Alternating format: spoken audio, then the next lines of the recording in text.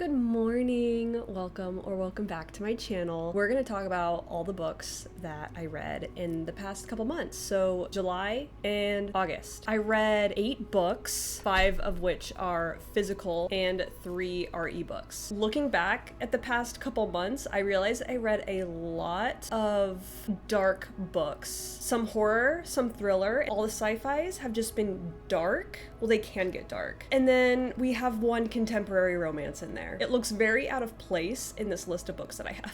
Also, rating-wise, my lowest books are only 3 stars. All right, let's get a chunk of a series out of the way first. Here we are. We have 3 books from the Expanse series. Book 3, Abaddon's Gate. I won't go too much in depth on what these 3 books really follow because it's a pretty big spoiler. The plot point is a big spoiler. But we're meeting new characters, falling in love with new characters, and it's the Expanse. There's always shit going down. And Holden is, of course, getting in a lot of trouble and putting himself into very precarious situations. I may be super biased towards the series, but I gave this 5 stars. And the best space opera I have ever read. Okay, probably the only one I've ever read, but I don't think anything can top this series. And then we have book 4 of the series, Cibola Burn. Of course, Holden and the crew getting themselves into more precarious situations, discovering new and faraway places, and seeing how they handle other people trying to sabotage everything that they do. 5 stars. And then book 5, Nemesis Games. I just finished this a couple hours ago.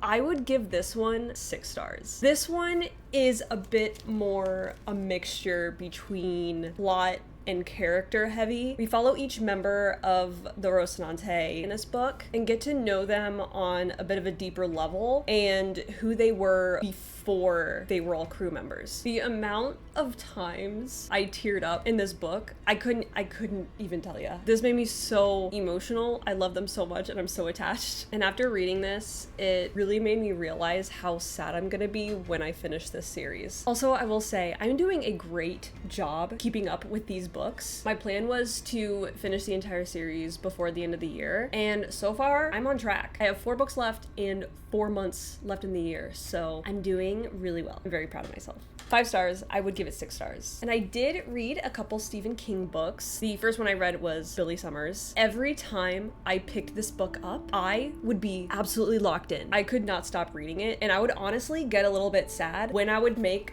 a decent chunk of progress in here and I would see that I would have less book to go because I never wanted it to end. We follow Billy Summers, who is an almost retired killer, assassin, sniper, but he only kills bad people who deserve it. So he gets hired for his very last job and he senses that something may not be right about it. Because it's your last job, of course something has to go wrong. But he's like one of the best snipers in the world, so he thinks he can handle it. This book took so many turns that I was not expecting. For example, it's also part love story. I actually did cry when this ended because I just didn't want it to end. This book was absolutely amazing and not what I expected it to be. 5 stars. And my second Stephen King book that I read was Carrie. I mentioned this in my last video, but I have a couple friends that want to start reading the Stephen King books in publication order, so I read Carrie for the first time, which is about this high school girl who gets her period for the first time in the showers at school and gets harassed because of it. But she also has telekinesis and a very abusive mother. So clearly nothing good is going to come out of that situation. It was really cool going back and reading Stephen King's first published book. I didn't have high expectations, but I didn't have low expectations. I did find it really interesting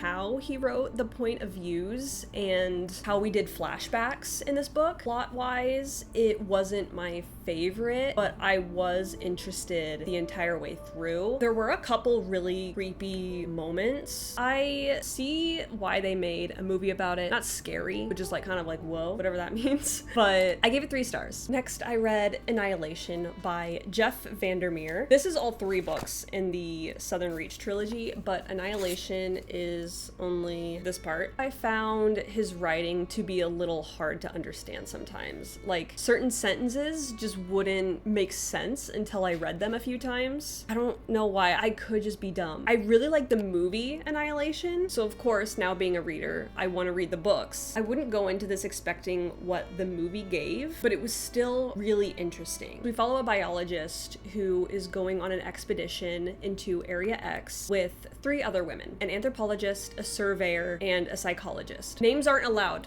in Area X, so we just go based off their titles in the entire book. How do I explain Area X? It's an area where the only way to get in, they have to go under hypnosis and walk through the barrier, and then only when they're a few miles in is it safe enough to take them out of hypnosis. And any wildlife in this area is almost like a mixture of a bunch of different types of animals. This place warps your mind and your ideas and your beliefs. It's weird, but also really cool. And I still have a lot of questions. So I'm excited to get into the second book, which is called Authority. I gave Annihilation 3.75 stars. Then I also read The Hero of Ages by Brandon Sanderson. Actually, this was a book I read over the course of months, but I finished it in July. So this is the last book in the Mistborn trilogy. So Vin is one of the main characters. She's a Mistborn, so she gets powers from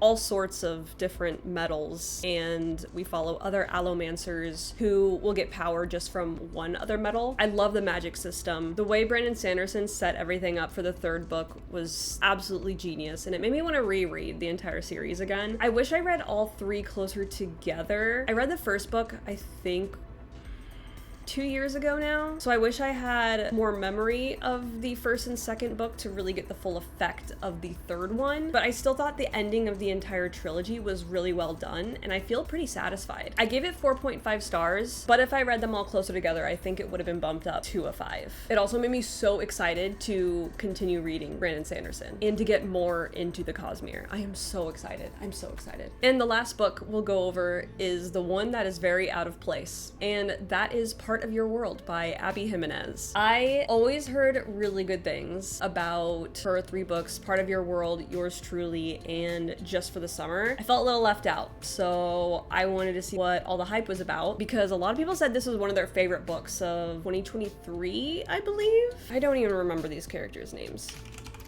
We follow Alexis, who is driving home from a funeral, and she swerves off the road so she wouldn't hit a raccoon, and she is in a ditch. But luckily, this guy happens to be driving by this late at night in this really small town and helps her get out of the ditch, and his name is Daniel, and apparently he's really hot. Alexis is an ER doctor from a really big city, and Daniel is a carpenter from a really small town. He also has a baby goat, which is pretty cute. They end up meeting up again at the bar in the small town. They kind of hit it off, and they have a one-night stand. Feelings start to develop, but the entire conflict is that Alexis thinks that they can't fit together well because she's 10 years older than him, and their lives are so different from each other's. Alexis has a lot of bullshit that she has to put up with in her personal life, so the third act conflict kind of made sense. It wasn't as stupid as some other romance books that I've read. This one was a bit more believable, but I really don't like withholding information, so I really wish that she just communicated with Daniel more. So I gave this 3 stars. Maybe I had my expectations high because everyone absolutely loves this book, but I don't really have a lot of desire to read the other 2 books. Maybe I will in the future. So there's the 8 books that I read in July and August. Let me know if you've